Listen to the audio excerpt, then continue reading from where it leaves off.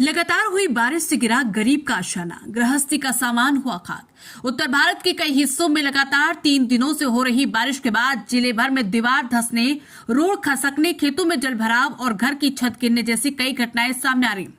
शुक्रवार की रात विधानसभा क्षेत्र हसनपुर के सेद नगली नगर पंचायत के वार्ड क्रमांक 1 में भी 4 मकान गिरे हैं, जिससे गृहस्वामियों की पूरी गृहस्थी नष्ट हो गई है।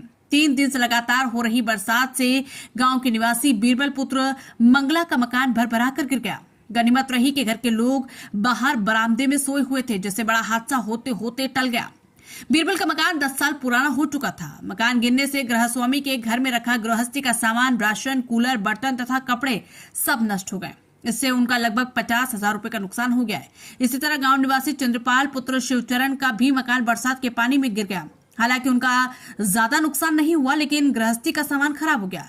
उधर वार्ड नंबर 1 के ही रणवीर पुत्र गंगाराम का मकान भी लगातार रुक रुक कर हो रही बारिश के बाद घर गिरने का सिलसिला लगातार जारी रहा। इससे कई परिवारों की गृहस्थी नष्ट हो गई।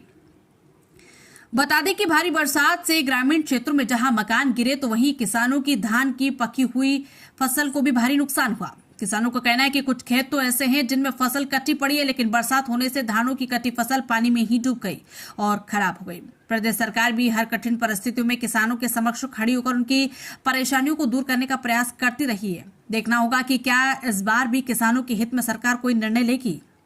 प्रथम टीवी न्यूज इंडिया के लिए जनपद अमरोहा से शाहिद अहमद की रिपोर्ट।